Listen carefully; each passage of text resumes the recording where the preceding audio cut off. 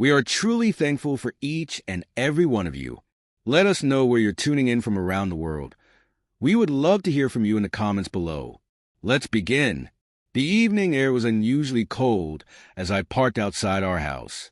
The scent of freshly cut grass hung in the air, but instead of feeling calm and comforting, it felt oddly unsettling.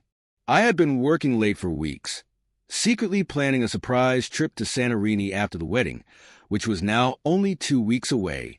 Our future together felt so close, almost within reach. As I stepped out of the car and looked at the house, everything seemed normal. But deep down, a sense of unease stirred inside me, something I couldn't quite identify. As I walked toward the door, I saw a flicker of movement in the window. For a brief moment, I thought it was Emily, excitedly waiting for me. When I opened the door, she was indeed there, but not in the way I had expected. Emily, my fiancée, stood in the doorway, wearing a sleek black cocktail dress. Her hair was perfectly styled, and she looked stunning, but the tension in her expression contradicted her beauty.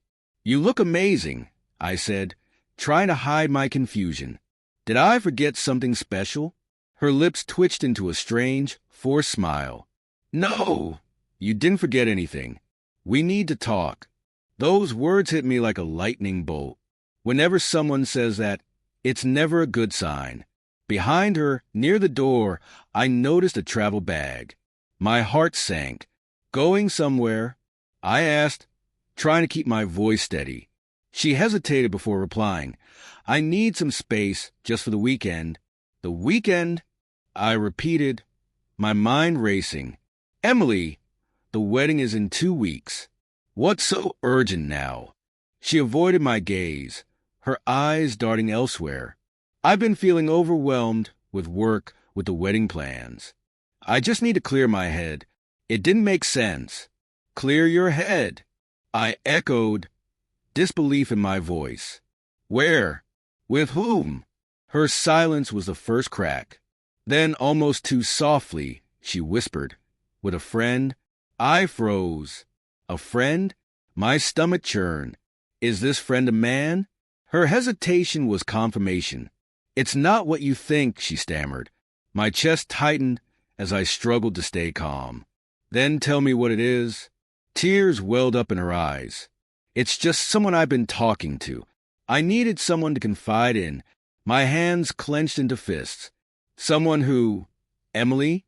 Who is he?" She didn't answer immediately. Then, in a voice barely above a whisper, she said his name. Ryan. That name hit me like a dagger to the heart. I pushed her for more, and the truth came out in broken pieces. She had been talking to him for months. At first, she insisted it was harmless, but as her story unraveled, the depth of her betrayal became painfully clear. "You've been planning a life with me, Emily." "I can't believe this," I said, my voice shaking with disbelief. "All this time, you've been sneaking around with him?" Tears streamed down her face. "I didn't mean for it to happen. I love you. But I felt like I was missing something." "Missing something?" I repeated, my anger rising. "So you decided to destroy everything we built. For what? A fling."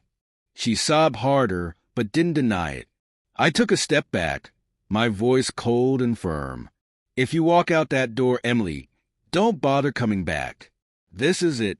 For a moment, she froze, clutching her bag tightly.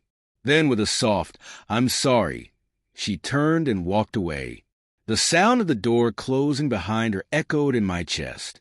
I stood there, staring at the empty space where she had been. The life we had planned together was falling apart before my eyes. That night, as I sat in the dim light of the living room, nursing a glass of whiskey, one thought burned stronger than all the others. This wasn't over the next morning. I woke up with a pounding headache, and the bitter taste of whiskey still lingered in my mouth. But the ache in my chest was far worse. The betrayal was raw, gnawing at me from the inside. I couldn't sit still. I needed answers. Her words from the night before kept replaying in my mind. Ryan. That name was all I had to go on, but it was enough. I picked up the phone and called Liam, an old college friend who had become a skilled private investigator. "Liam," I said, trying to steady my voice. "I need a favor." "What's going on?" he asked. "Emily's been seeing someone else," I confessed, the words bitter on my tongue. "I need to know everything about him." There was a pause before Liam replied, "Send me what you know, and I'll get to work." I hung up, my heart racing. This was step one. I needed to find out who this guy was before I could figure out what to do next. Later that day, Liam called back. "His name's Ryan Quell," he said. "He works with her. He's her manager. Divorced, in his early 40s, no kids. They've been meeting after work, grabbing drinks, dinners, and last night they checked into a hotel downtown." My grip on the phone tightened. "Do you have proof?" "I've got photos and receipts," Liam replied. "I'll send them over." When the email arrived, I forced myself to open it. Photo after photo showed Emily and Ryan together, laughing at a restaurant, walking hand in hand, and finally entering a hotel. Each image felt like a dagger twisting deeper into my chest. I stared at the photos for what felt like hours, the anger simmering just beneath the surface. She had lied to my face, thrown away everything we had for him. But she hadn't counted on one thing. I wasn't going to let this go quietly. I leaned back in my chair, staring at the damning photos Liam had sent. My chest burned with pain, but for the first time since Emily walked out the door, my mind was clear. She thought I would sit quietly, drowning in heartbreak, while she ran off with Ryan. She had no idea who she was dealing with. The first step was preparation. I called Sarah, my lawyer. "Sarah, it's urgent. I need to protect everything I own, my house, accounts, car, all of it," I said, my tone firm. She listened carefully as I laid out the situation.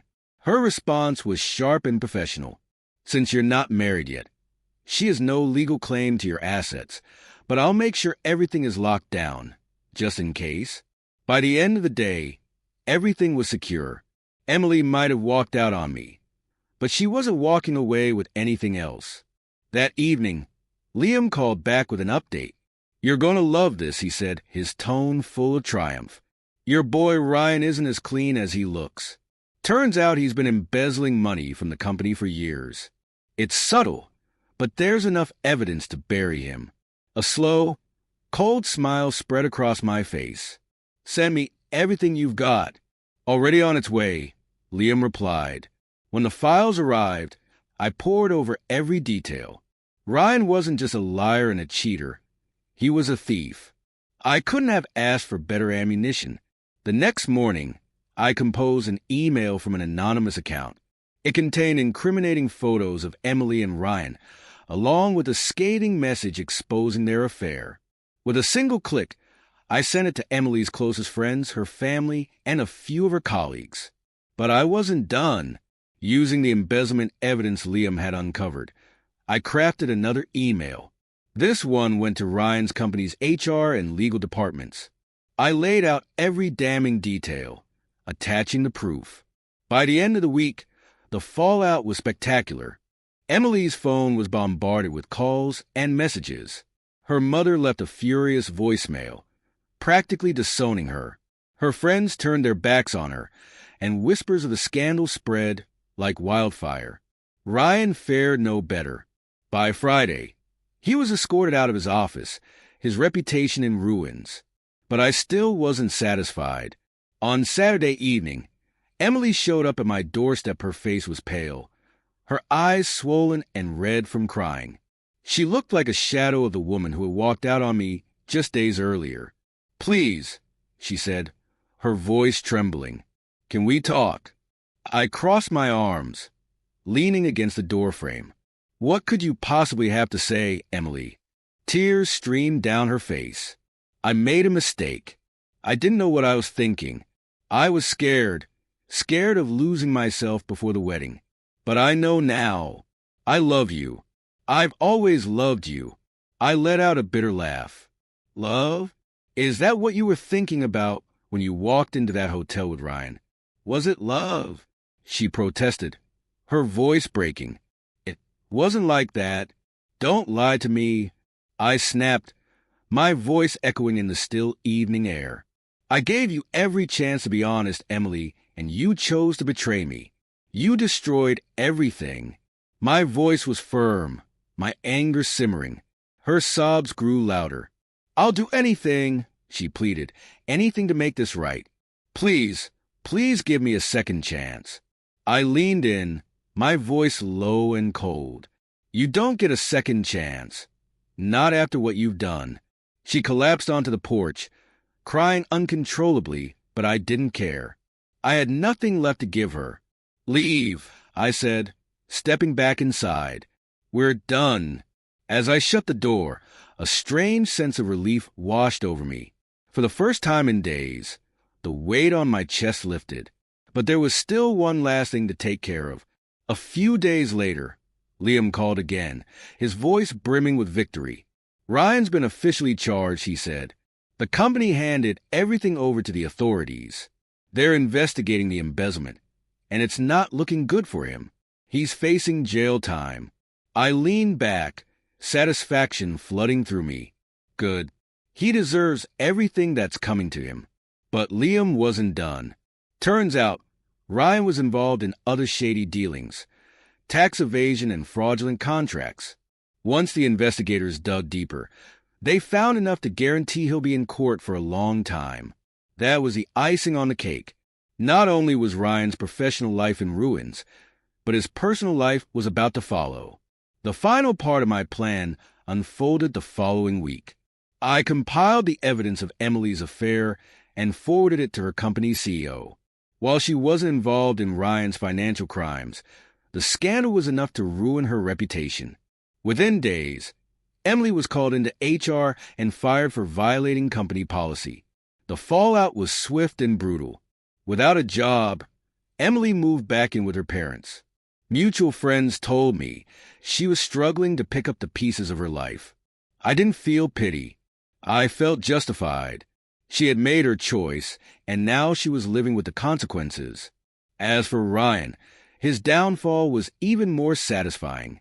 He lost everything, his job, his credibility, and soon his freedom. A few months later, Liam sent me a text. Ryan's been sentenced to 3 years for fraud. It's over. I stared at the message for a long time. A sense of peace finally settled over me. Ryan had tried to take everything from me, but in the end, I had taken everything from him. Months passed, and I focused on rebuilding my life.